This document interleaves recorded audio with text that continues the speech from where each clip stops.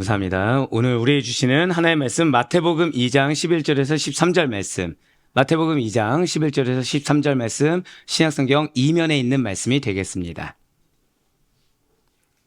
마태복음 2장 11절로 13절 말씀, 신약성경 2면에 있는 말씀이 되겠습니다. 자, 우리 앉아서 교독하신 후에 마지막 13절 말씀은 한 목소리로 합독하도록 하겠습니다. 제가 먼저 11절 말씀 읽겠습니다. 집에 들어가 아기와 그의 어머니 마리아가 함께 있는 것을 보고 엎드려 아기께 경배하고 보배압을 열어 황금과 유향과 모략을 예물로 드리니라.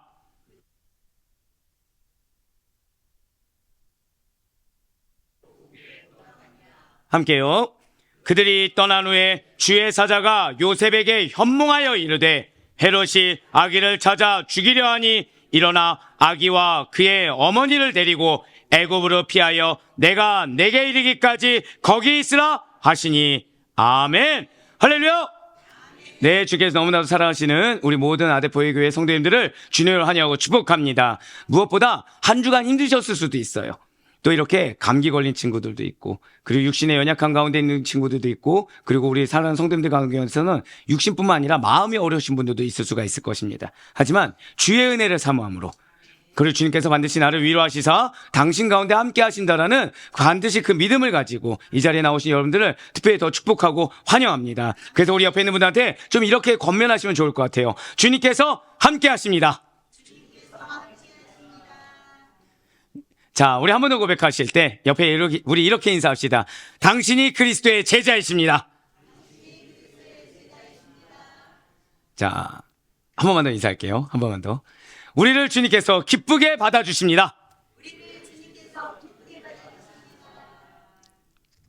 그렇습니다. 주님께서 우리를 기뻐 받아주세요. 정확히는 우리의 경배와 찬양을 주님께서는 기쁘게 받아주십니다. 우리의 예배는 오직 예수 그리스도께 올려드리는 경배와 찬양의 시간이 된다는 것이죠. 그래서 우리의 예배를 기뻐 받으시는 것입니다. 그럼 사랑하는 성도 여러분들, 우리 흔히 경배 올려드립니다, 경배 올려드립니다 하는데 이 경배가 대체 무엇입니까? 경배는 나의 어떠한 경의의 뜻, 나의 어떠한 공경의 뜻을 나타내어서 우러러 공경하는, 고백하실게요, 순종의 행위. 그렇습니다. 마음 가운데 경이로움과 마음 가운데 공경의 뜻을 나타내는 거예요. 그래서 우러러서 공경하는 바로 그러한 순종의 행위를 경배라고 한다는 거죠. 자, 그렇다면 찬양은 무엇입니까? 선생님, 노래하는 거? 입으로 어떻게 음유로 읊으리는 거요? 찬양은 오직 하나님의 아름다움과 그분의 훌륭함을 길이어 칭송하는 행위가 찬양입니다. 우리의 예배가 바로 이러한 경배와 찬양으로 하나님께 영광 올려드리는 시간인 줄 믿으시길 바라요. 그래서 예배는 사람 중심이 아닙니다. 예배는 반드시 하나님 중심이고, 예배는 사람 보기에 좋은 것이 아니라 하나님께서 기뻐 받으실 만한 그러한 예배가 되어야 된다는 것이죠. 이렇듯 경배와 찬양 받으시기에 합당한 그 예수 그리스도만을 믿고 그 믿음으로 우리 주일 예배에 나오신 우리 모든 성도님들을 다시 한 번 더 축복드립니다. 우리의 정체성에 합당하게 이 거룩한 주일 최우선으로 예배의 자리를 통해서 내가 중심된 게 아니죠. 오직 주님께서 중심되시고 예수 그리스도께 영광 올려드리는 우리 모든 주의 권속들에게 하늘의 신령한 은혜와 한량없는 주님의 사랑이 가득하시기를 간절히 소망합니다. 그렇습니다. 지금 우리는 주일 예배를 드리고 있어요. 이렇게 주일 예배가 드려지는 우리 아델포의 교회입니다. 하지만 이 예배당 밖의 세상에서는 예수를 경배하지 않는다는 거예요. 예수를 찬양하지도 않는다는 거죠. 왜냐하면 그들은 믿지 않기 때문입니다. 너무나 당연한 말이지만 그들은 하나님을 믿지 않기 때문이라는 거예요. 그렇기 때문에 그들의 찬양과 그들의 어떠한 경배의 대상은 나 자신이고 세상의 가치관이며 나의 어떠한 이기적인 감정, 고집, 그리고 불신자들의 의식세계를 주관하고 있는 세상의, 사단의 영적인 지배력이 되는 것입니다. 물론 그들 스스로는 나는 하나님을 경배하지 않아요. 하지만 그렇다고 해서 나는 세상을 경배하지도 않고 내 생각도, 그리고 하물며 사단이란 존재도 경배한 적이 없습니다 라고 항변할 수도 있겠죠. 하지만 아무리 그렇게 주장한다고 하더라도 이 세상은 그동안 하나님을 경배하지 않는 자들의 증거가 무엇인지를 지속적으로 보여주었다는 거예요. 진실로 하나님의 다스림을 벗어난 그러한 인간들은 세계를 형성하게 됩니다. 공동체를 만들게 돼요. 근데 그 공동체가 어떤 상태일까요? 하나님께서 기뻐하지 않는 상태로 온갖 음행과 우상 숭배와 분쟁과 이단 같은 온갖 죄악들을 행해왔어요. 예, 맞습니다. 우리가 살고 있는 세속적인 사회는 언제나 하나님과 대치되는 정치적인 억압, 경제적인 탈취와 같은 문제들을 야기시켜 왔다는 거죠. 그래서 우리의 초점과 우리의 논점을 흔들어 놓는다는 것입니다. 우리의 마음의 중심을 흔들어 놓는다는 거예요. 하나님을 떠난 인간의 의식세계는 그렇기 때문에 늘 항상 텅 비어있는 상태가 결코 아니라는 것입니다. 무소유를 주장한다고 해도, 어떠한 나의 내려놓음을 주장한다고 해도 그것이 온전히 비어있는 상태가 되어 있지 않다는 거죠. 언제나 그 안에 무엇이 있는 것입니까? 하나님과 인간 사이를 단절시키며 그 안을 복음의 빛을 비추지 못하게 하는 사단들이 지배하고 사단들이 점유해왔다는 사실을 우리는 반드시 깨닫고 인식할 수 있어야 될 것입니다. 그렇다면 이러한 현상, 나는 비어져 왔다고 생각했지만 사실 이 안이 사단들이 어떠한 지배력이 행사되고 있고, 나는 많이 내려놓고 많이 깨닫다고 하지만 사실 그 깨달음이라는 것도 어떤 악한 세상의 영역 가운데 있었다라는 이러한 현상, 이 현상이 작금의 현실만 있는 것입니까? 지금 이 시기가 유달리 악함이 극에 달았기 때문에 그런 것입니까? 결코 아니라는 거예요. 이것은 예수님께서 탄생하시던 그 당시에도 마찬가지였다는 것이죠. 세상과 사단의 지배에 따를 것이냐, 아니면 하나님의 뜻을 따를 것이냐, 이 사이에서 예수님께서는 핍박과 경배에 사뭇 다른 반응을 보시고 경험하셨어야 됐습니다. 그렇습니다. 예수님을 두고 예수님에 대한 평가와 반응이란 것은 세상에 속한 자들과 믿는 자들이 서로 달라도 너무나 달라질 수밖에 없었다는 거예요. 그렇기 때문에 주님께서는 바로 이 시점에 2025년도를 얼마 남지 않는 이 시점, 그리고 지난주부터 정체성에서 끝나는 것이 아니라 절대 고백하실게요. 나는 제자입니다. 예, 제자로서 합당한 삶을 살아가야 되는 우리들에게 바로 오늘 말씀을 허락해 주셨습니다. 제자로서의 발걸음을 떼어내어서 이제 제대로 걸어가고자 결단하고 작심한 우리에게 지난주부터 시작된 마태복음에서 예수를 읽다 시리즈 그 두 번째 시간을 통해서 고백하시겠습니다. 경배와 핍박 사이. 네, 그렇습니다. 경배와 핍박 사이에서라는 말씀의 제목으로 마태복음 2장 11절에서 13절까지의 말씀을 허락해 주셨다는 거예요. 예수님에 대해서 우리가 어떠한 인식을 해야 되는지, 그리고 예수님에 대해서 어떠한 반응을 해야 하는지 깨닫고, 그냥 단순히 믿는 거 아니야? 이 정도가 아니라 절대 고백하실게요. 나의 삶에 실제가 되어야 합니다. 그렇습니다. 믿으면 실제가 되어야 되지 않겠습니까? 믿는데 믿지 않는 자와 동일하다? 말이 안 된다는 거죠. 믿으면 뭔가 달라야 되지 않겠습니까? 믿는다고 하면서 믿지 않는 자와 동일하다든지, 아니면 다른 종교를 추종하는 자들과 동일하다? 이건 말이 안 되겠죠. 믿는 자는 믿는 자다워야 된다는 거예요. 믿는 자는 믿는 자로서의 증거가 있어야 된다는 것이죠. 그러기 위해서 무엇을 해야 된다고요? 제일 먼저 믿는 자로서의 다른 결과물을 내기 위해서, 믿는 자로서 다른 열매가 증거되기 위해서는 예수님에 대한 인식이 달라져야 된다는 거예요. 그 예수님에 대한 반응이 달라져야 된다는 것이죠. 그걸 깨닫고, 그래서 삶의 중심을 다시금 제자들이 나아가야 될 복음 앞에 둘 수 있기를, 그래서 그러한 결단과 은혜가 가득한 이 시간이 되기를 주님께서 간절히 원하고 계십니다. 자, 그렇다면 먼저 오늘 본문 말씀을 우리 너무나도 잘 아는 말씀이지만 다시 한 번 더 보도록 하실게요. 11절에서 13절까지 말씀 제가 읽겠습니다. 집에 들어가 아기와 그의 어머니 마리아가 함께 있는 것을 보고 엎드려 아기께 경배하고 보배압을 열어 황금과 유향과 모략을 예물로 드리니라. 그들은 꿈에 헤롯에게로 돌아가지 말라 지시하심을 받아 다른 길로 고국에 돌아가니라. 그들이 떠난 후에 주의 사자가 요셉에게 현몽하여 이르되, 헤롯이 아기를 찾아 죽이려 하니 일어나 아기와 그의 어머니를 데리고 애굽으로 피하여 내가 내게 이르기까지 거기 있으라 하시니. 아멘. 오늘 본문 말씀에는요, 두 부류의 사람들이 등장합니다. 바로 이제 막 탄생한 아기 예수님을 가운데 두고요. 우리니까 아기 예수님이라고 하지 실상은 뭐에 불과하죠? 아기에 불과합니다. 이 아기를 가운데 두고서 경배하는 자들과 이 아기를 가운데 두고서 이 아기를 죽이고자 핍박하는 자들이라는 거예요. 그리고 이 두 부류의 사람들은 서로 상반된 행동의 결과물을 내게 됩니다. 일견 이러한 것들은 너무나도 당연하다는 거죠. 이상한 일이 아닙니다. 우리니까 아기 예수님인 걸 아니까 헤롯이 잘못됐다. 동방박사가 경배하는 거 당연하다. 이렇게 여길 수 있겠죠. 하지만 한번 생각해 보세요. 한 아기를 두고서 이 아기를 죽이느냐. 근데 이 아기를 아는 사람이에요? 모르는 사람이에요? 모르는 사람이라는 거죠. 소문만 들은 거예요, 그냥. 소문만 듣고 아기를 죽이려고 하는 사람들. 그냥 이 아기가 꿈에서 나타났다. 별이 인도했다고 해서 경배하는 사람들. 이 반응은 이렇게 달라진 것은 일견 당연하다는 거예요. 왜입니까? 예수님을 어떻게 인식하고 이 예수님을 어떻게 알고 믿느냐에 따라서 그에 대한 반응과 행동은 달라질 수밖에 없다는 것이죠. 아니 목사님, 지금 그 말씀 너무 당연한 거 아닙니까?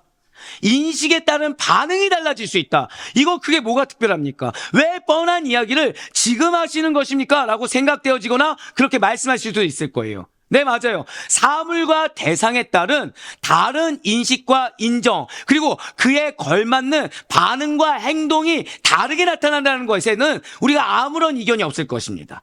그러니까 저라는 사람을 들고 예를 들어서 A라는 사람이 가진 인식과 B라는 사람이 가진 인식이 다르면 이 A와 B가 다른 반응을 보이는 것은 너무 당연하다는 거죠. 이것은 보통 누구나 생각하고 받아들이는 일반적인 진술이라는 것입니다. 그런데 중요한 것은 우리가 인식하고 받아들이는 대상이 저와 같은 사람이 아니라 예수님이라고 한다면 그 일반적인 진술이라고 하더라도 그 무게감과 중요성이 확연히 달라진다는 거예요.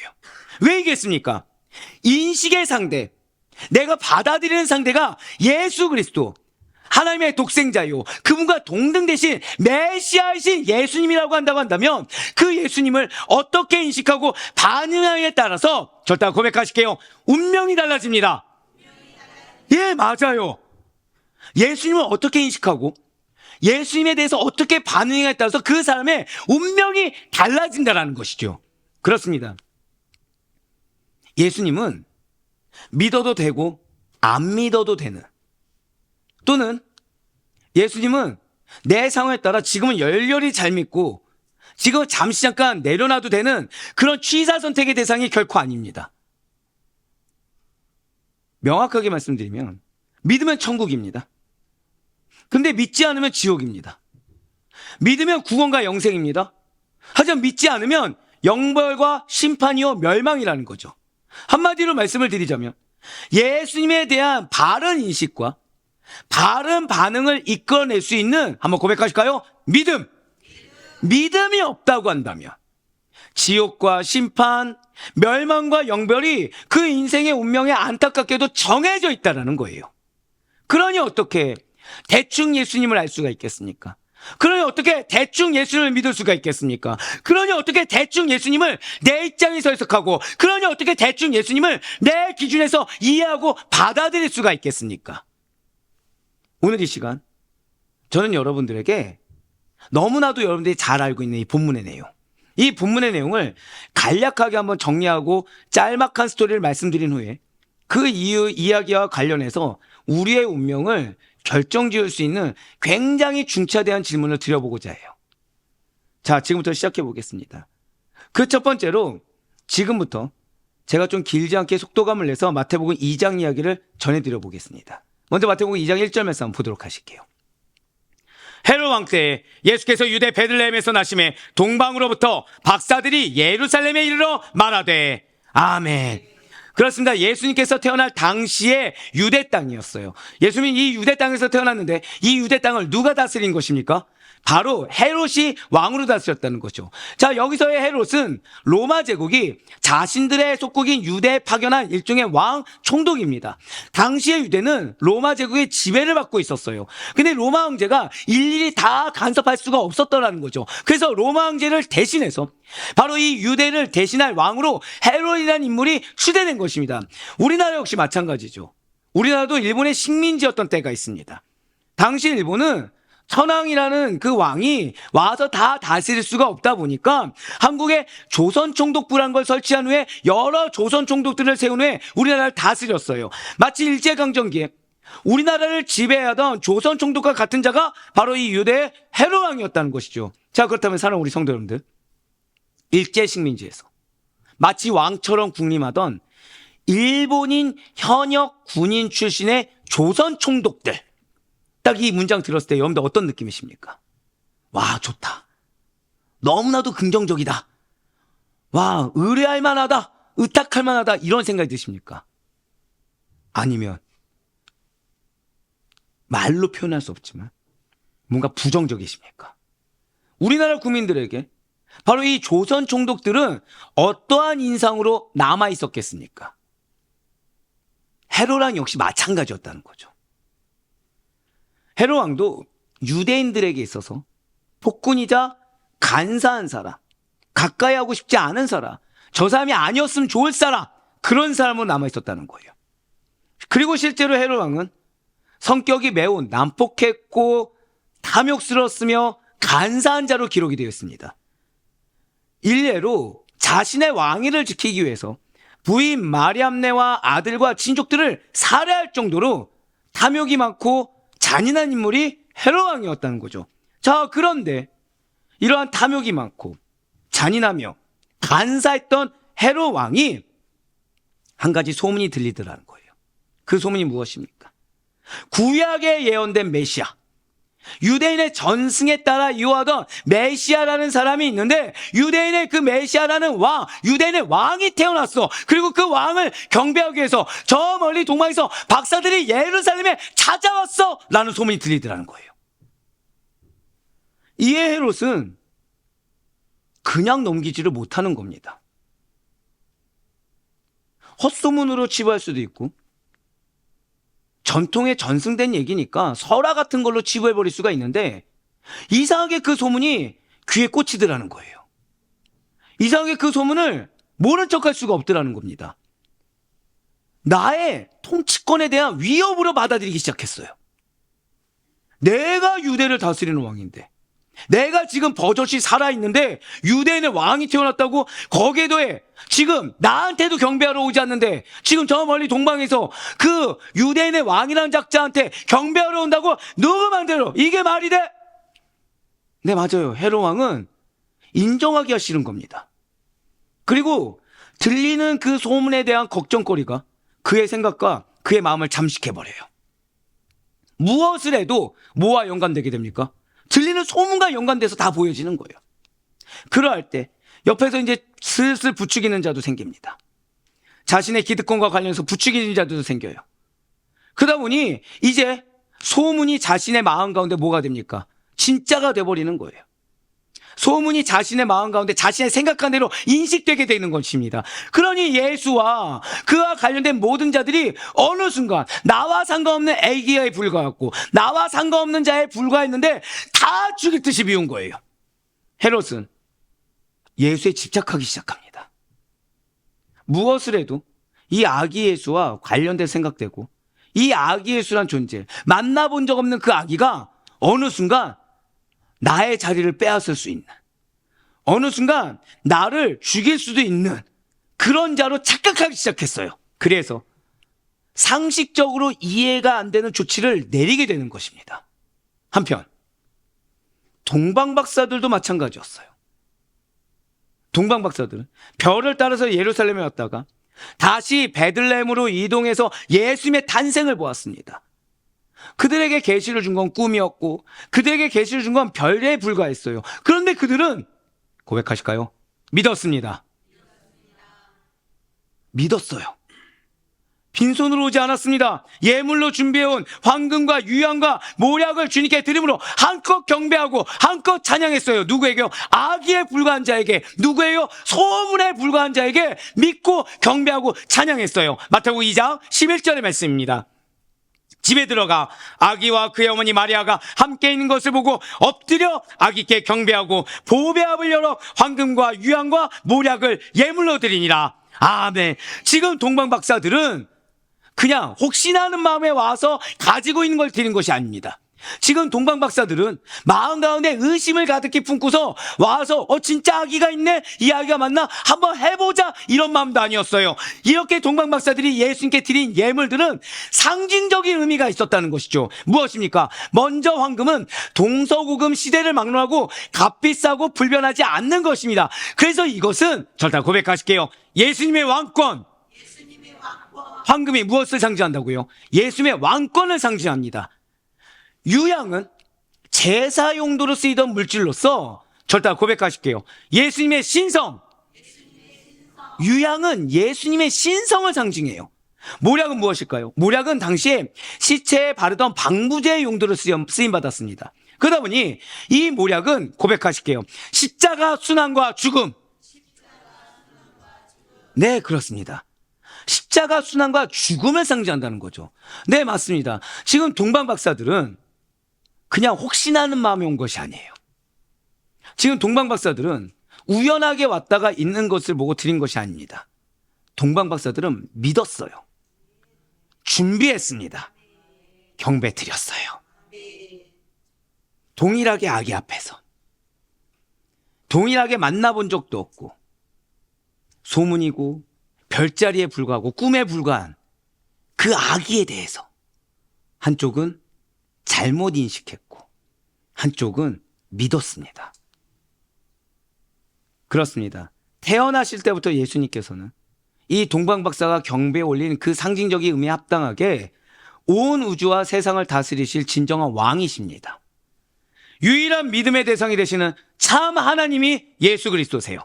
그리고 장차 죄인들의 대속을 위해 화목제물이 되시사 십자가에서 죽으시고 다시 살아나신 구원주가 되십니다. 그분이 아기 예수세요. 잘못 인식하든 바르게 인식하든 상관없이 그분은 바로 메시아시고 그분은 바로 구원주가 되십니다. 이러한 아기 예수께서는 헤롯의 대학살을 피해서 애굽에 피신해 있으시다가 그의 고향인 나사렛에 정착하셔서 소년기를 보내셨다는 것이죠. 오늘 본문이 마태복음 2장 13절의 말씀입니다. 그들이 떠난 후에 주의 사자가 요셉에게 현몽하여 이르되 헤롯이 아기를 찾아 죽이려 하니 일어나 아기와 그의 어머니를 데리고 애굽으로 피하여 내가 내게 이르기까지 거기 있으라 하시니. 아멘.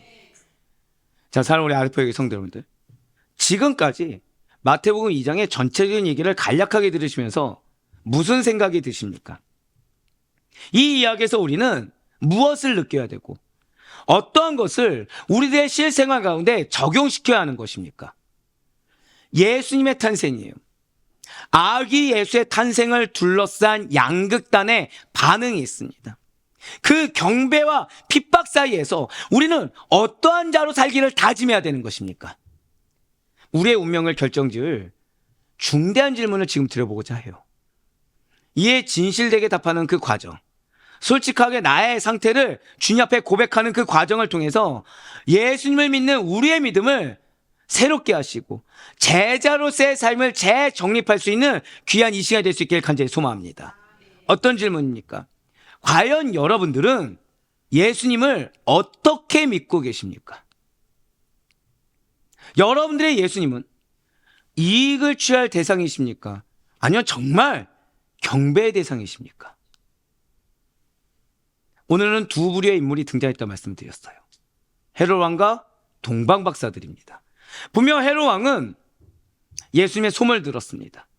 그리고 예수님을 죽이려고 했어요. 그런데 살인하고자 하는 자신의 뜻대로 되지 않자 불특정 다수의 사내 아이들을 가차없이 대량 학살해버렸다는 것이죠. 마태복음 2장 16절의 말씀을 이어서 보도록 하실게요. 이에 헤롯이 박사들에게 속은 줄 알고 심히 노하여 사람을 보내어 베들레헴과 그 모든 지경 안에 있는 사내 아이를 박사들에게 자세히 알아본 그때를 기준하여 2살부터 그 아래로 다 죽이니. 아멘. 지금 붉은색 이하를 보시길 바랍니다. 그때를 기준하여 2살부터 그 아래로 다 어떻게 했다고요? 다 죽이니. 그렇습니다. 앞서 말씀드린 대로 헤롯 왕은 예수님을 잘못 인식하고 있었어요. 예수님을 메시아로 보지 않았습니다. 예수님을 구원주로 보지 않았어요. 예수님을 그저 나의 왕권이라는, 절대 고백하실까요? 이익을 위협하는 존재, 그렇게 봤다는 거예요. 나의 왕권이라는 이익을 위협하는 존재 정도로 잘못 인식하고 잘못 믿었기 때문에 예수님을 죽이고자 하는 악의를 가지고, 악한 의도를 가지고 사내 아이들을 다 죽이고 말았어요. 그렇습니다. 잘못 인식하고 잘못 믿게 되면 행동의 기준이, 한번 고백하실게요, 나의 이익, 나의 이익이 됩니다.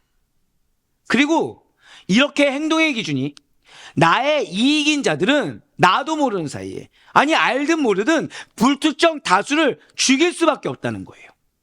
악의를 가지고 죽이든, 악감정을 가지고 죽이든, 마음과 생각으로 죽이든, 아니요 실제로 살인을 저지르든지, 핵심은 나의 이익 앞에서 사람들을 어떠한 시기로든 죽이고자 한다는 것이죠. 헤롯이 예수님을 죽이고자 한, 정확히 말씀드릴까요? 만나본 적 없는 아기, 소문에 불과한 아기를 죽이고자 한 이유는 명확합니다. 그것이 소문이 됐든 무엇이 됐든 나의 이익에 반하는 대상이기 때문이라는 거예요. 나의 이익에 위협을 줄 수 있는 대상이기 때문에 그것은 소문이냐 아니냐 이것은 중요하지 않습니다. 악이냐 아니냐 이건 중요하지 않아요. 중요한 건 무엇이죠? 내 이익을 위협을 줄 수 있는 대상이라는 게 중요한 거예요. 진짜냐 아니냐가 중요하지 않습니다. 내가 그렇게 내 이익에 위협을 느꼈다는 게 중요했다는 것이죠. 하지만 이것은 예수님에 대한 바른 믿음이 아닙니다. 하지만 이것은 예수님에 대한 바른 인식도 아닙니다. 오해와 억측이에요. 무지와 망상에서 비롯된 예수님에 대한 잘못된 인식이요, 예수님에 대한 잘못된 믿음이라는 것이죠. 진실로 예수님께서는 모든 권세를 지니신 왕 중의 왕이십니다. 믿으십니까? 누군가의 이익을 탐하시는 분도 아니고 우리의 작은 유익이 필요하신 분도 아니라는 거예요. 그 유익을 빼앗아서 당신의 것으로 삼아야 마치 감가상각하듯이 여러분들에게 무엇을 등가교환한 것처럼 주시는 분이 아니라는 거죠. 그분에게는 부족함이 없으십니다. 그분은 그 자체로 충만하신 분이세요. 하지만 이것을 헤롯은 몰랐어요. 이거를 몰랐던 이방인 헤롯은 예수님을 잘못 해석했습니다. 무엇 앞에서요? 고백하시겠습니다. 나의 이익이라는 기준 앞에 해석해버렸어요. 아기 예수님, 구원주가 되시는 예수님, 하나님의 독생자이사 하나님과 동등 되신 예수님을 겨우 나의 이 이익이란 기준 앞에 해석해버리고 판단해버렸다는 것이죠. 그래서 예수님을 나의 영혼을 구원해 주실 분으로 만날 그 기회를 저버리고 나의 지위와 나의 권력을 빼앗아가는 존재로 잘못 인식하는 우를 범해버렸습니다. 나에게 이익을 주는 자가 아니야, 기존에 내가 겨우 쌓아왔던 이익을 덜어내는 자야, 이것이 바로 헤롯이 인식한 예수였다는 거예요. 그러니 예수를 죽이고자 들었다는 거죠. 왜요? 내 이익을 뺏기니까. 아니 예수님, 아니 목사님, 헤롯이 이방인이니까 예수님을 몰라서 그런 거 아니겠습니까? 그리고 원래 인간이란 족속이 그렇지 않습니까? 누가 내 이익을 빼앗아 간다는데 가만히 있을 자가 누가 있겠습니까? 다들 이익을 생각하고 다들 자기 자리를 보존하려고 하는 것이 인간의 본성이 아닙니까? 헤롯만 문제시 삼는 것은 왠지 좀 편협한 생각 것처럼 보이고 편가르게 하는 것처럼 보이니까 너무 몰아가는 거 아닙니까? 예, 맞아요. 헤롯 인간이죠. 헤롯 이방인이다 라는 점은 맞는 지적입니다. 분명 헤롯 왕은 에서의 후손인 에돔 족속이었던 이두메의 혈통을 가지고 태어났습니다. 실제로 역사학자들은 헤롯 왕에 대해서 이렇게 이야기를 해요. 심장은 이두메인, 정신은 로마인이다. 그는 혈통적으로나 정신적으로 도저히 예수님을 참된 구세주의자, 인생의 주인으로 모실 수 없는 이방인이 맞다라는 거예요. 그렇다고 해서 그러면 그가 예수님의 존재 자체를 몰랐겠습니까? 예수님에 대해서 알 수 있는 기회가 전혀 없었나요? 아니라는 거예요. 분명 헤롯 왕은 예수님이 그리스도이신 줄 알고 있었습니다. 마태복음 2장 4절과 5절의 말씀입니다. 이 모든 대제사장과 백성의 서기관들을 모아 그리스도가 어디서 나겠느냐 물으니 이르되 유대 베들레헴이오니 이는 선지자로 이렇게 기록된 바. 아멘. 놀랍지 않습니까? 당시에 소문이 이거 하나만 있겠습니까? 많았겠습니까? 많았어요. 이거 하나만 소문이 있었던 게 아닙니다.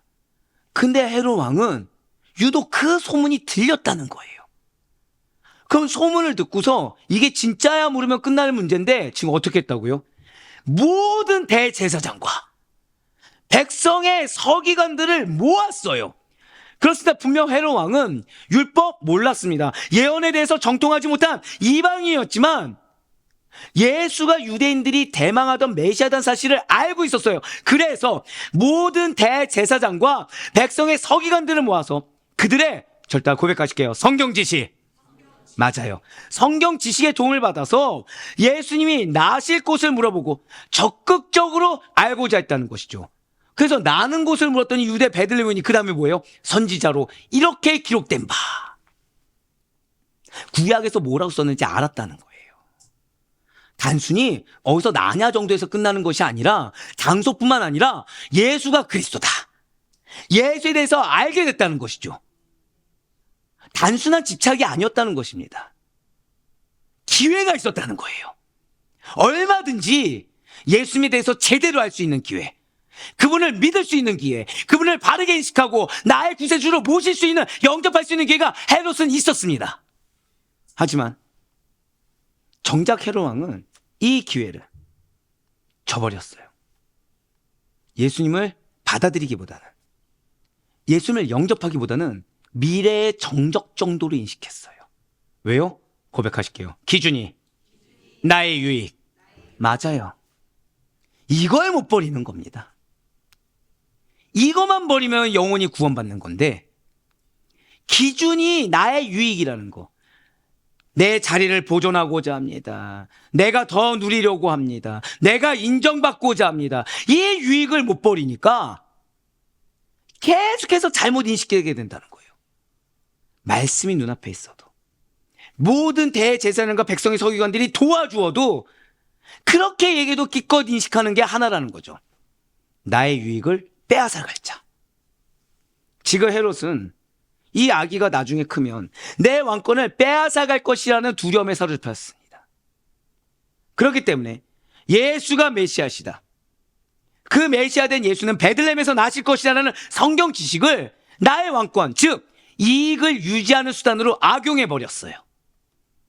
믿고 영접하는 것이 아니라 내 이익을 보존하는 수단으로 악용해버렸어요. 하나님의 말씀인 성경이 주는 지식과 지혜를 나의 이익의 반도로 삼아서 무엇을 했죠? 사람을 죽이는 데 활용해버렸다는 것입니다. 내 이익을 유지하고자 사람을 죽이고자 했다는 거예요. 그렇습니다. 헤롯이 이방인이어서 예수님을 죽이려고 했다? 성경을 몰라서 죽이려고 했다? 아니요. 그 주장은 맞지 않습니다. 분명 오늘 본문에 동방 박사들을 생각해 보세요. 그들도 이방인이었습니다. 그리고 그들도 헤롯과 같이 유대 전통과 구약의 말씀을 어느 정도는 알고 있었어요. 하지만 그들의 인식과 반응은 이 헤롯과는 판이하게 달랐다는 것이죠. 점성술사였던 그들입니다. 비주류였어요. 무시당하는 자였습니다. 오히려 그들은 별 보고 점치는 거, 미래가 보장되지 않는 자들이었어요. 하지만 그들은 예수를 핍박하던 헤롯과는 달리 별을 보고 찾아와 유대인의 왕에게 미리 준비한 예물을 들어 경배를 올려드렸어요. 왜입니까? 동방 박사들은 예수님을 나의 이익을 취할 대상이 아니라 경배의 대상으로 믿었기 때문이에요. 이 예수님이 나의 핍박받던 과거를 알아줄 거야. 이 예수님이 현재 나의 처지를 이겨내게 할 거야. 이 예수님이 나의 미래를 보존해 줄 거라고 생각한 것이 아니라 내 영혼을 구원할 자, 경배받으실 세상의 왕, 메시아로 인정했어요. 진실로 동방박사들은 예수 그리스도를 미래의 정적으로 여긴 헤롯과는 달리 미래의 메시아로 인식하고 받아들였습니다. 마태복음 2장 2절의 말씀이에요. 유대인의 왕으로 나시니가 어디 계시냐? 우리가 동방에서 그의 별을 보고 그에게 경배하러 왔노라 하니 아멘. 사랑하는 아대표교회 성도 여러분들, 바로 이 시점에서 다시 한 번 더 질문을 드려볼게요. 과연 여러분들은 예수님을 어떻게 믿고 계십니까? 이익을 취할 대상이십니까? 아니면 정말 경배의 대상이십니까?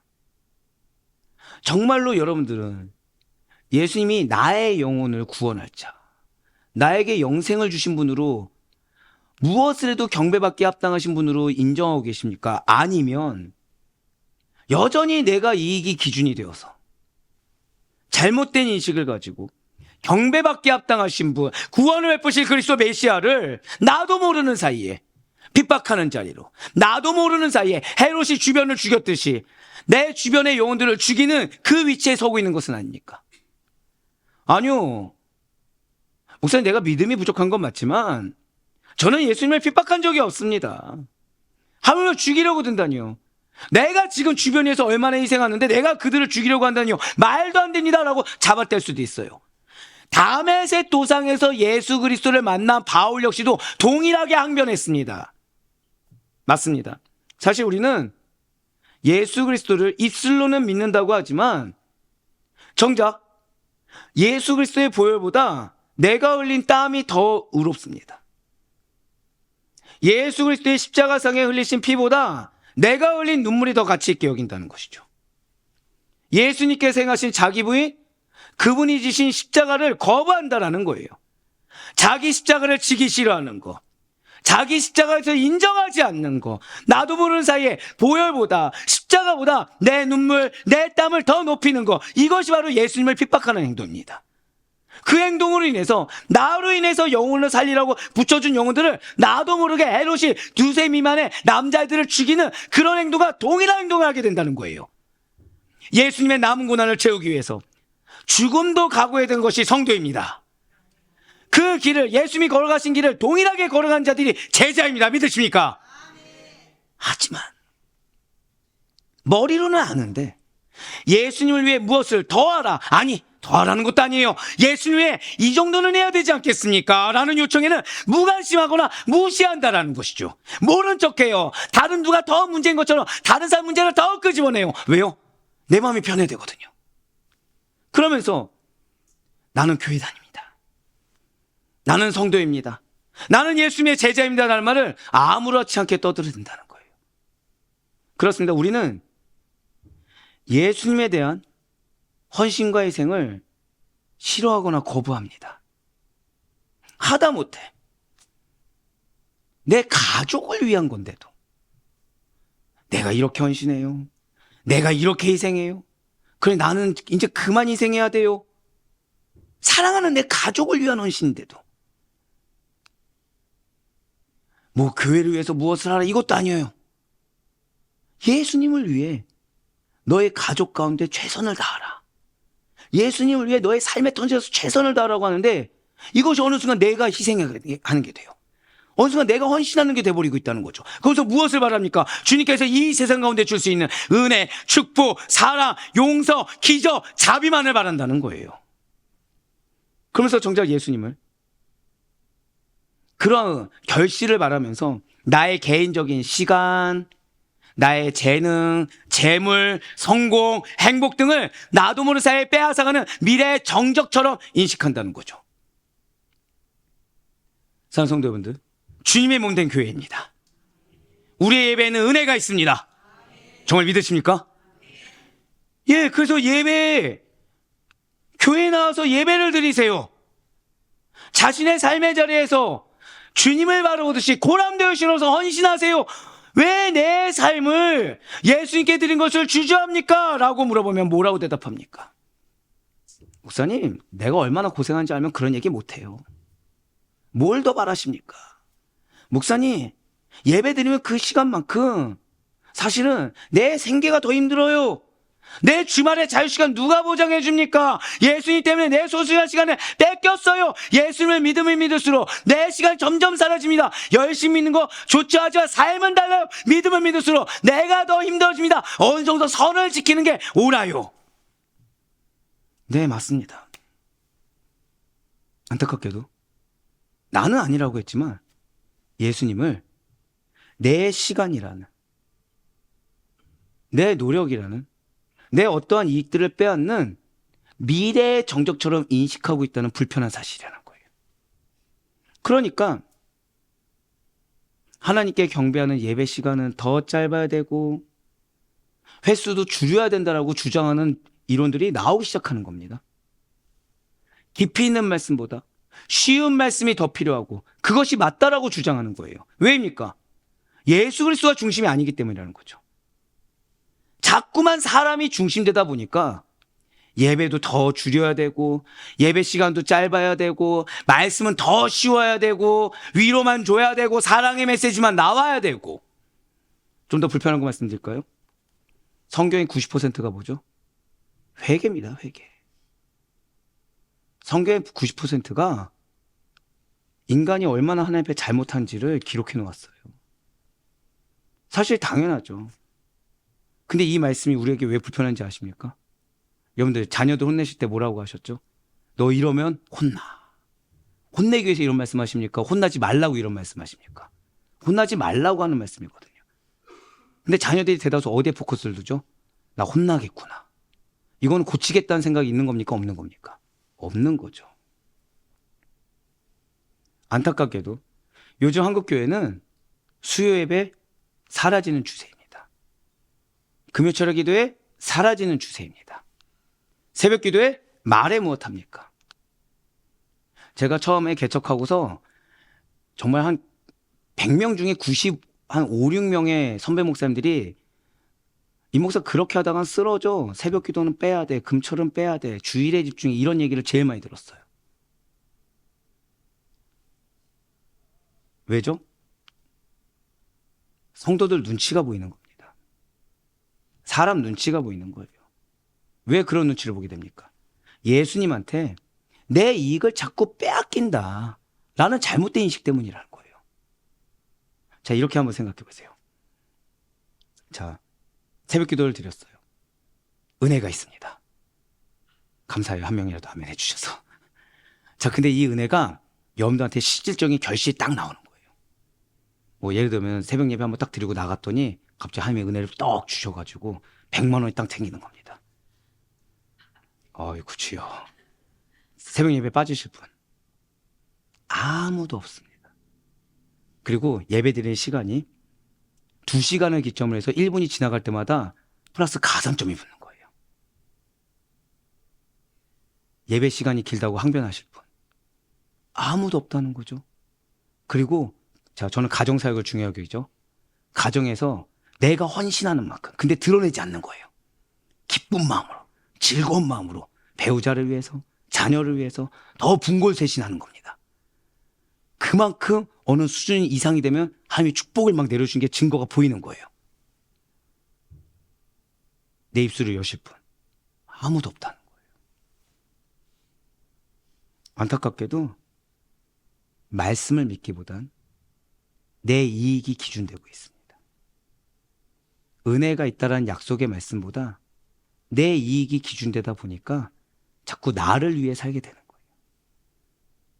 주님을 위해 산다고 하면서 주님을 경배한다고 하면서 내가 중심되는 것입니다. 예수님이 내 시간과 재능, 재물, 건강, 가족, 친구, 애인, 학업, 세상적인 성공과 행복까지 다 빼앗아가는 마치 해롭과 같이 미래의 정적 정도로 인식하고 있다는 거예요. 그러면서 입술로 뭐라고 합니까? 내 삶을 다 주님께 드렸습니다. 나는 그동안 희생해왔습니다. 나는 그동안 헌신해왔습니다라고 하지만 실제로는 나의 것을 챙기고 와서 남는 여유로 섬기려고 한다는 거죠. 나의 믿음과 헌신에 대해서 내가 스스로 판단 지어버리는 것입니다. 사랑하는 성도 여러분들, 오늘 본문에 동방박사들을 보시길 바래요. 나 자신의 본의적인 해석과 나의 입지, 나의 유익과 그 이익에 연연했던 헤롯 왕과는 전혀 다른 길을 걸었던 그들의 담대하고도 올곧은 걸음과 행적을 한번 보시길 바랍니다. 마태복음 2장 2절과 9절, 그리고 오늘 본 말씀 중에 하나인 12절 말씀입니다. 유대인의 왕으로 나신 이가 어디 계시냐? 우리가 동방에서 그의 별을 보고 그에게 경배하러 왔노라 하니, 박사들이 왕의 말을 듣고 갔세. 동방에서 보던 그 별이 문득 앞서 인도하여 가다가 악이 있는 곳 위에 머물러 서 있는지라. 그들은 꿈에 헤롯에게로 돌아가지 말라 지시하심을 받아 다른 길로 고국에 돌아가니라. 아멘. 지금 동방 박사들은 그냥 모른 척 넘기기에 의심하기에 제일 좋은 상황입니다. 사람이 얘기해 준 것도 아니에요. 어떤 문서? 아닙니다. 지금 무엇을 봤죠? 별의 움직임을 봤어요. 꿈의 지시와 같은 인도함을 봤습니다. 그런데 그들은 의심하지 않더라는 거죠. 별을 보고 예수님을 경배하러 먼 길을 마다하지 않고 열심히 달려왔습니다. 그리고 세상 권력자인 헤롯 왕에게 기웃거리지 않았어요. 이것이 얼마나 대단한지 아십니까? 당시의 점성술사는 대우받지 않았습니다. 천민이었어요. 사람 대접받지 못했습니다. 그런데 그들이 세상 권력자를 만났다 생각해 보세요. 기회이지 않겠습니까? 아, 이제 내가 인정받을 수 있겠구나. 아, 이제 내가 과거에 있었던 그 모든 걸 보상받을 수 있겠구나. 아, 헤롯랑 옆에서 이거 내가 잘만 보이면 내 미래가 보장되는구나. 그런데 그들은 헤롯에게 기웃거리지 않았어요. 끝까지 지속적으로 별의 움직임에만, 저따가 고백하실게요, 표대를 놓치지 않았습니다. 아무리 앞에 권력자가 있고 아무리 옆에 무언가 나를 미혹할 만한 거리가 있다고 하더라도 흔들리지 않았어요. 지속적으로 별의 움직임만 주목해서 왕이 어디 계신지 여기에만 포커스를 두었습니다. 그리고 꿈에 하나님의 지시를 받았어요. 지시가 또 뭡니까? 이제 다 이루었다 생각했더니 헤롯의 음모를 피하라는 겁니다. 다 이루었으니까 이제는 좀 헤롯 왕과 좀 연을 맺으면 되지 않을까, 이런 생각 따위 하지 않았어요. 안전한 기웃기에 오르게 되었습니다. 지금 저는 여러분들에게 별을 보고 꿈을 꾸라고 얘기하는 것이 결코 아니에요. 지금 전 여러분들에게 여러분들 예배드리고 꿈을 꾸세요. 꿈에 인도함이 있을 것입니다. 별의 인도하심을 받아 여러분의 인생을 개척하세요라는 허무맹랑한 말도 안 되는 거짓부렁에 권면드리는 것도 결코 아니에요. 오늘 본문에 별의 움직임과 꿈속의 지시는 예수님께서 나시기 전에 하나님께서 개입하신 초자연적인 계시입니다. 오늘 본문을 보시면 진실로 하나님께서는 당신의 뜻에 따라 별을 조정하거나 통제하실 수가 있죠. 그리고 누군가의 꿈에 나타나셔서 직접적인 계시를 주신 것도 가능하다는 사실을 우리는 알 수가 있습니다. 그렇다고 해서 오늘날 우리 성도들이 별의 움직임과 꿈의 계시의 인도함을 받아야 하는 것이 결코 아니라는 거예요. 왜입니까? 예수님이 오셨거든요. 신약시대를 살아가는 오늘날 이러한 하나님의 직접적인 계시는 없습니다. 그러나 여러분과 저에게는 성경이 있습니다. 여러분과 저에게는 성령님이 계십니다. 그러니 오직 특별 계신 이 성경 말씀을 통해서 하나님의 인도함을 받는 저와 여러분에게 간절히 소망합니다. 정확히 말씀드릴까요? 말씀 외에 다른 것에 기웃거리지 않길 바라요.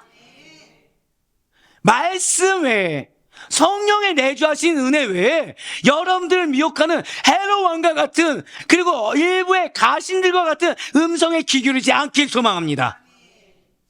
진실로 하나님께서는 오늘 이 시간에도 선포된 하나님의 말씀이 이 설교 말씀을 통해 여러분과 저를 인도하고 계심을 믿으시길 바라요. 그 무엇보다도 나를 위해 죽으시고 나를 위해 다시 살아나셔서 지금도 살아계신 하나님의 말씀이자 진리이신 예수 그리스도의 인도하심만을 받을 수 있는 우리가 되길 간절히 소망합니다. 그렇습니다. 사람 중심의 말씀이어서는 그래서 안 되는 거예요. 철저할 정도로 복음 중심, 철저할 정도로 하나님 중심의 말씀이 되어야 되고, 그 기준 역시도 죄송하지만 사람이 아니라 하나님이 되셔야 됩니다. 우리는 그저 이것이 어렵냐 쉽냐? No. 그분의 말씀에 아멘으로 순종하고 따를 뿐이라는 거죠. 그러나 안타깝게도 누구나 예수님을 믿고 따르며 누구나 예수님의 인도하심에 아멘의 순종으로 반응한 것이 아니라는 거예요. 예수님께서 세상에 오셨으나 세상은 그를 알지 못하였고 그분이 자기 땅에 오셨으나 자기 백성은 예수를 영접치 아니하였다. 이것이 예수님의 공생기간, 즉 예수님께서 살아계시고 예수님께서 수많은 기적을 보여주시며 예수님께서 그 강력한 능력의 말씀을 선포하신 기간 동안의 사람들의 반응이었어요. 바로 요한복음 1장 10절과 11절의 말씀입니다.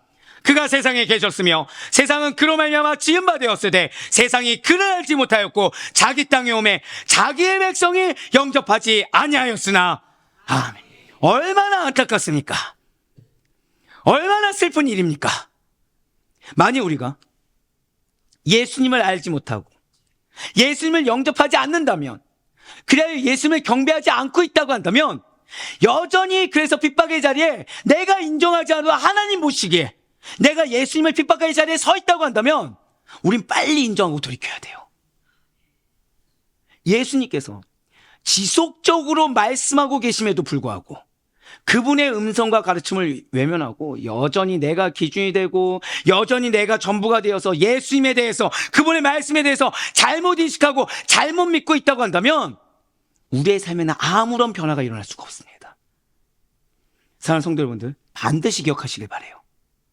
무시하기를 밥 먹듯이 하고 무관심하고 작정한 사람을 깨우칠 방법은 없습니다. 안 듣고자 하고 들은 것을 안 받아들이고 이해하지 않고자 하면 결코 변화는 일어나지 않아요. 예수님께서 우리에게 왜 말씀 주실까요? 변화되라는 거예요. 은혜가 없어 문제가 아닙니다. 절대 고백하실게요. 은혜는 예비되어 있습니다. 은혜는 예비되어 있어요. 그런데 안 받아들이고자 하는 거예요. 안 듣고자 하는 거예요. 아니요, 목사님, 저는 들을 준비가 되어 있습니다. 걸러 들을 준비가 되어 있는 거죠. 아니, 목사님, 전 받아들일 준비가 되어 있습니다. 얘 걸러서 받을 준비가 되어 있는 거죠. 적절하게 내 영역을 남겨놓는 거예요. 계속 모른 척을 하는 겁니다. 계속 다른 걸 핑계 대는 거예요. 지금만 그럴까요? 예수님 당시에도 그러셨어요. 분명히 예수님께서는 살아생전에 무시당하셨습니다. 사람들의 무관심의 영역에 계셨어요. 분명히 예수님께서는 당신을 영접하지 않고 당신을 알지 않기로 작정한 자기 백성들에 의해서 버림받으셨어요. 하지만 예수 그리스도, 다른 사람이 그러할지언정 나만은 그 이름을 믿고 영접하기로 작정한 자들에게는 하나님의 자녀가 되는 권세를 받아 구원에 이르게 되는 것입니다. 바로 요한복음 1장 12절의 말씀입니다. 영접하는 자, 곧 그 이름을 믿는 자들에게는 하나님의 자녀가 되는 권세를 주셨으니 아멘. 오늘날 이러한 놀라운 특권을 부여받았음에도 불구하고 예수님의 자녀가 되었고 예수 그리스도의 제자가 되었음에도 불구하고 여전히 예수님을 경배하지 않고 의심의 눈초리로 핍박하는 자들이 있다는 거예요. 그런데 이 모습은 오늘날만 그런 것이 아니라는 거죠. 너무나도 놀랍게도 부활하신 예수님을 목격한 11 제자들 중에서도 예수님을 경배하지 않고 의심하는 자들이 있었다는 거예요. 우리는 이 사실을 알고 반드시 경각심을 가져야 됩니다. 지금 가룟 유다가 의심하더라? 아니에요. 11 제자 중에 그래도 남아서 사도의 직분을 감당하는 11 제자 중에 부활을 목격하고도 의심하는 자들이 존재했는데 하물며 나에겠느냐라는 영적 경각심이 우리의 것이 되어야 된다는 거죠. 마태복음 28장 17절과 18절의 말씀 보시겠습니다. 예수를 배웠고 경배하나 아직도 의심하는 사람들이 있더라. 예수께서 나와 말씀하여 이르시되 하늘과 땅의 모든 권세를 내게 주셨으니 아멘. 봤어요. 부활을 목격했습니다. 경배했습니까? 안 했습니까? 했어요. 근데 그 마음에 뭐가 있다고요? 의심이 있어요. 예수님 답답해서 뭐라 말씀하시죠? 너의 생각의 권세가 있는 게 아니야. 너의 판단의 권세가 있는 게 아니야. 너의 마음의 권세가 있는 게 아니야. 누구께 권세가 있습니까? 오직 예수입니다. 오직 예수께 권세가 있는 것이지 우리에게 있는 게 아니에요. 고백하실게요. 말씀을 주실 때는 이유가 있습니다. 말씀을 주실 땐 이유가 있는데 그 말씀을 내가 판단한다는 거죠. 그 말씀을 내가 재단한다는 겁니다. 성경 말씀에 대해서도 이 말씀은 내가 좋아하는 말씀, 이 말씀은 내가 받아들이기 쉬운 말씀, 이 말씀은 내가 위로하는 말씀, 이 말씀은 거부감이 들어. 내가 거부감이 되면 은혜가 없는 말씀, 내가 위로가 되면 은혜가 되는 말씀. 판단 기준이 자기가 된다는 거죠. 사랑 우리 성도 여러분들, 오늘 우리는 헤롯을 잊어서는 안 됩니다. 헤롯은 알았어요. 알게 되었고 깨닫게 되었습니다. 그런데 세상 권세라는 그 이익 앞에 눈이 어두워져서 자신이 무슨 행동을 하는지 몰랐어요. 자신이 어떻게 기록될지 몰랐어요. 그래서 예수님을 핍박했어요. 우리는 그런 자들이 아니에요. 많이 알아서 경배하는 게 아닙니다. 혈통이 좋아서 경배하는 거 아닙니다. 능력이 좋아서 경배하는 게 아니에요. 정말 믿는 자가 경배하는 것이고, 절대 고백하실게요. 제자는 경배하는 자이다. 제자는 경배하는 자들이에요. 죄송하지만 제자는, 제가 여러분들한테 교회에 헌금 얼마씩 하십시오, 여러분들 중직이라면 봉사를 얼마큼 하십시오 권면합니까? 여러분들 사역진 어디라고요? 고백하실게요. 나의 삶의 터전. 여러분들 사역진 나의 삶의 터전이에요. 근데 신기하죠? 그럼 여러분들 자기 부인은 어디서 해야 됩니까? 십자가를 어디서 줘야 되죠? 여러분들 가정에서 줘야 되고, 여러분들 직장에서 줘야 되는 거죠. 근데 그게 그렇게 힘들다는 거예요. 여러분들 가정이 변화되면 누가 좋습니까? 여러분들 직장이 변화되면 누가 좋죠? 근데 내가 걸림돌이 되고 있는 겁니다. 왜요? 내 유익 때문에, 내 보상 심리 때문에, 아직 일어나지 않는 일에 대해서 내가 스스로 그렇게 인식한 착각 때문에. 하늘과 땅의 모든 권세를 가지신 예수님을 경배하는 자, 그것이 제자입니다. 그분의 참된 제자로 서 있을 수 있는 여러분과 제가 되길 간절히 소망합니다. 그래야 너가 예수님에 대한 바른 인식과 반응하는 참된 제자라고, 사람이 아니라 교회에서 많은 봉사에서 일꾼이라 인정받는 것이 아니라 예수님께 인정받는 우리가 되길 바라요. 여러분들 주변의 영혼들이 여러분들로 하여금 이 사람이 정말 그리스도인이구나, 이 사람이 정말 믿는 자구나라는 인정을 받을 수 있는 우리가 되길 간절히 소망합니다. 그러기 위해서 복음 앞에 서 있길 바라요. 내 이익 앞에 서는 것이 아닙니다. 복음이 무엇입니까? 예수 그리스도의 십자가에 죽으신가 부활하심이 아니겠습니까? 그 앞에 서 있는다는 것은 내가 먼저 죽어야 돼요. 주님이 지라고 하신 십자가를 기쁨으로 질 수 있어야 되는 것입니다. 주님이 나에게 십자가를 지라고 할 때 이유가 있는 것이다. 이 십자가를 통해 반드시 영혼이 살아나고, 이 십자가를 통해 주님께서 경배받으신다. 할렐루야. 그것이 우리의 제자의 삶입니다. 그것이 여러분들의 마땅한 삶인 것입니다. 그래 바로 없건 없기는 여러분들의 인생을 살아가는 데 동안에 예수님께서 지라고 하신 십자가를 지시고, 모른 척하지 마세요. 피하지 마세요. 핑계대지 마세요. 말씀을 있는 그대로 받아들이시기 바랍니다. 항상 드린 말씀 있죠. 거북함이 드는 거 감사하시라니까요. 거북함이라는 반응 앞에 모른 척하는 것이 아니라, 부담감, 영적 부담감 앞에 이거에 대해서 외면하는 자가 아니라 감사함으로 아멘해서 이게 내 십자가구나. 이게 하나님께서 거듭 말씀드리지 않습니까? 반복해서 말씀하신 이유 왜라고요? 중요한데 안 들으니까. 이거를 들어야 되는데, 이걸 들어야 변화가 되고, 이걸 들어야 은혜를 경험하는데 안 들으니까 그 포인트 앞에서 계속해서 부담이 되는 겁니다. 근데 하나님께서 그래야 될 책임이 있으십니까? 솔직히 말씀드려서 하나님께서 너 그랬어? 난 너 모르겠어, 유기하면 끝이죠. 근데 얼마나 사랑하시기에 그 쓴 마음을 부여잡고 계속해서 말씀을 주십니까? 맞아요. 제자는 경배하는 자입니다. 경배하기 위해서 그분의 사랑을 체감해야 돼요. 그분이 나를 얼마나 사랑하시기에 이 말씀을 계속해서 주시는지, 그분이 나를 얼마나 사랑하시기에 이 영적 부담감 되고 피하고자 도피하고자 하는 나의 마음을 모른 척하지 아니하시는지, 제자로 서 있으시다.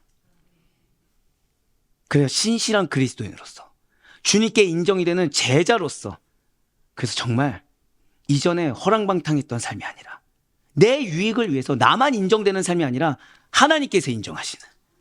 그래서 하나님께서 내가 너의 경배와 찬양을 받았다라고 인정할 수 있는 축복된 예배의 삶을 사는 우리 모두가 될 수 있기를 주님의 이름으로 간절히 축원합니다.